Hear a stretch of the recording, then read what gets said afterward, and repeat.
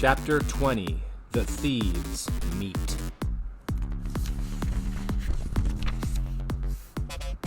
Glimpsing the dusty truth masquerading as pie and ice cream was one thing, but scratching the veneer of deceits that the house had polished to such perfection was quite another.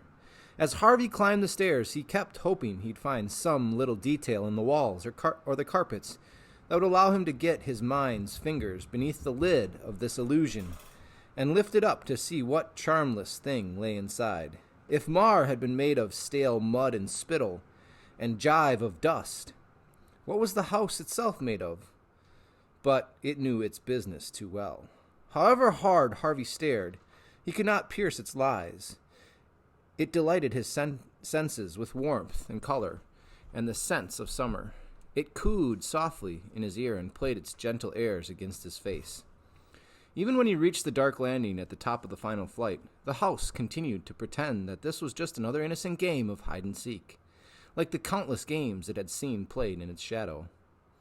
There were 5 doors ahead of him, every one of them ajar a few inches, as if to say, "There are no secrets here, not from a boy who wants the truth. Come look, come see, if you dare." He dared, but not the way the house had planned. After spending a few moments examining the doors, he ignored all of them and instead went back down a flight, chose a strong chair from one of the bedrooms, brought it back upstairs, climbed onto it, and pushed open the trap door that led into the attic. It was hard work hauling himself up, but he knew, when he'd finished and lay panting on the attic floor, that his pursuit of Hood was almost at an end. The Vampire King was near. Who else but a master of illusions would live in a place so bereft of them? The attic was all the house was not, filthy, murky, and cobwebbed. "Where are you?" he said. It was no use thinking he could surprise the enemy. Hood had watched his ascent from the first stair. "Come out!" he yelled. "I want to see what a thief looks like." There was no reply at first, but then, from somewhere at the other end of the attic, Harvey heard a low, guttural growl. Not waiting for his eyes to become fully accustomed to the gloom, he started toward the utterance, the boards creaking beneath his feet as he went. Twice he stopped to look up, because a noise somewhere in the darkness overheard caught his attention. Was it a trapped bird panicking as it flew blindly back and forth?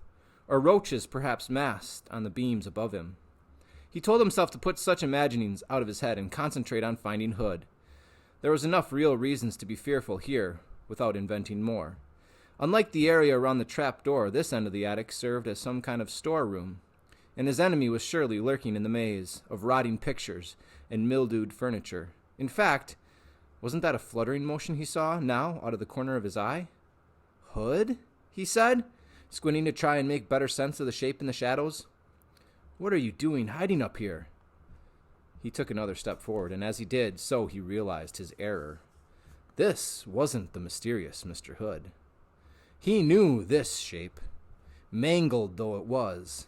The half-rotted wings, the tiny black eyes, the teeth, the endless teeth. It was Karna! The creature half rose from its squalid nest, snapping at Harvey as it did so. He made a stumbling retreat and might have been seized after 3 steps had Karna not been so hobbled by its wounds and slowed by the chaos of its surroundings. It struck out at the piles of detritus to the left and right of it, scattering chairs and overturning boxes, then hauled itself in pained pursuit of its prey. Harvey kept his eyes fixed upon the beast as he backed away, his mind buzzing with questions. Where was Hood? That was the main mystery. Mrs. Griffin had been certain he was up here somewhere, but Harvey had now wandered the attic from end to end, and its only occupant was the creature driving him back toward the exit. He chanced several glances into the shadows as he retreated in case he'd missed some figure hiding there. It was not a human form his eyes alighted upon, however. It was a globe the size of a tennis ball, glowing as though filled with starlight. It appeared like a bubble from the boards and rose toward the roof. Momentarily forgetting his jeopardy, Harvey watched it as it ascended, joined by another, then another, and a third and a fourth. Astonished by the sight, he took too little care where he was walking. He stumbled, fell, and ended up sprawled on the hard board, staring up at the roof through a red haze of pain. And there, Above him was Hood, in all his glory. His face was spread over the entire roof, his features horribly distorted. His eyes were dark pits gouged into the timbers. His nose was flared and flattened grotesquely, like the nose of an enormous bat. His mouth was a lipless slit that was surely 10 feet wide, from which issued a voice that was like the creaking of doors and the howling of chimneys and the rattling of windows. "Child," he said, "you have brought pain into my paradise. Shame on you." "What pain? What pain?" Harvey shouted back. He was shuddering into his marrow, but he knew this was no time to show his fear. He would deal an illusion the way the enemy did, pretending courage even if he didn't feel it. "I came to get what's mine, that's all," he said. Hood sucked one of the gleaming spheres into his mouth. Its light went out instantly. "Mar is dead," he said. "Jive is dead. Gone to muck and dust because of you." "They were never alive," Harvey said. "Did you not hear their sobs and pleas?" Hood demanded, the knots in his brow tightening. "Did you not pity them?" "No," Harvey said.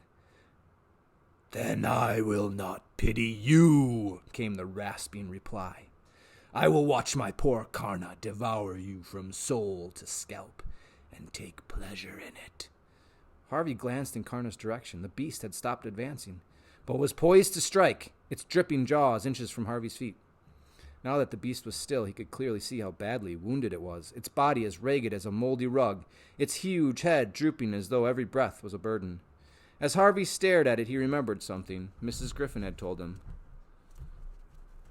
"I would welcome death now," she'd said, "like a friend I'd driven from my door." Maybe it wasn't a journey to the stars that was awaiting Karna. Maybe it was simply a return to the nothingness from which Hood had conjured it.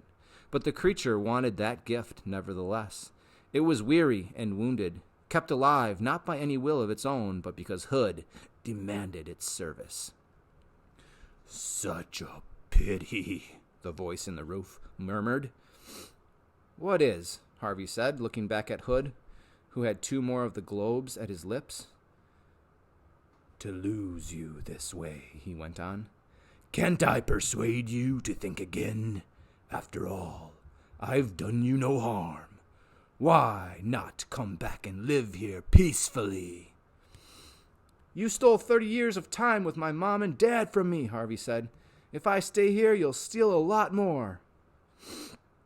"I only took the days you didn't want," Hood protested. "The rainy days, the gray days, the days you wished away. Where's the crime in that?" "I didn't know what I was losing," Harvey protested. "Ah," said Hood softly, "but isn't that always the way of it?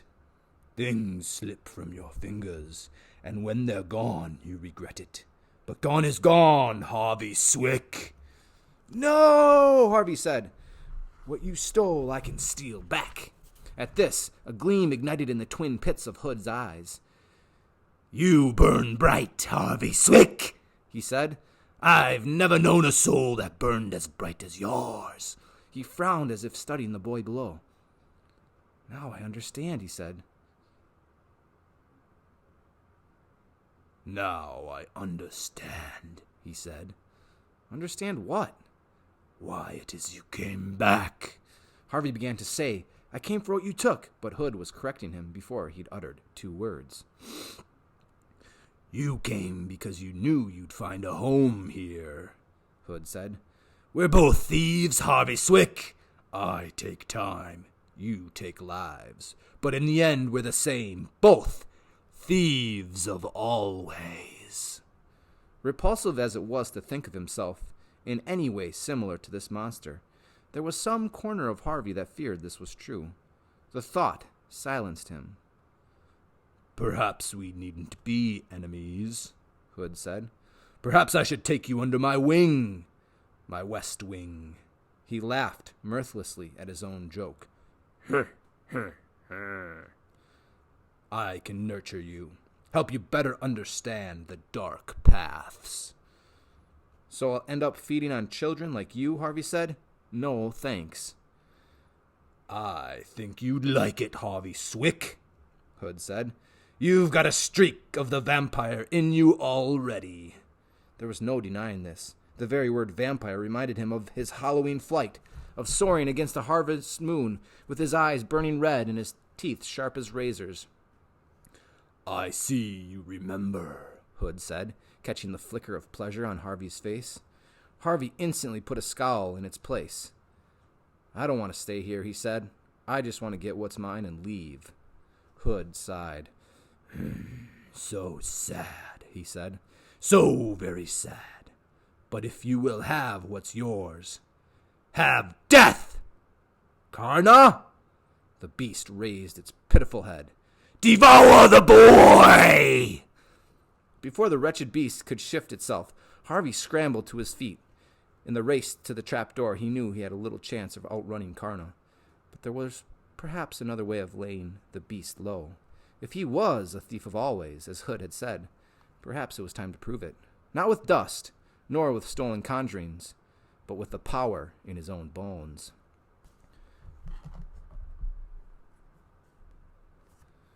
Karna took a threatening step toward him, but instead of retreating, Harvey extended his hand in the creature's direction, as if to pat its decaying head. It hesitated, its expression mellowing into doubt. Devour him, the Vampire King growled. The beast lowered its head, in expectation of punishment from above, but it was Harvey who laid his hand upon it, a gentle touch that sent a shudder through its body. It raised its snout to press itself against Harvey's palm, and as it did so, let out a long, low moan. There was neither pain in the sound nor complaint. In fact, it was almost a moan of gratitude, that for once it had not been with blows or with howls of horror. It turned its eyes up to Harvey's face, and a shudder of pleasure passed through its body. It seemed to know that the motion would prove fatal, because the instant after it retreated from its comforter, and as it did so, its shudders multiplied, and its body suddenly flew into 1,000 pieces. Its teeth, which had seemed so fearsome moments before, rolled away into the darkness. Its massive skull shattered. Its spine collapsed. In a matter of seconds, it was no more than a heap of bone shards, so dry and so aged even the most desperate dog would have passed them by. Harvey glanced up at the face in the roof. Hood's expression was one of utter perplexity. His mouth was agape, his eyes staring from their pits. Harvey didn't wait for him to break his silence. He simply turned his back on Karna's remains and hurried toward the trap door, half expecting the creature in the roof to slam it shut. There was no response from Hood, however, until Harvey was lowering himself down onto the chair on the landing. Only then, as Harvey took one last look up at the attic, did Hood speak. "Oh, my little thief," he murmured. "What shall we do with you now?"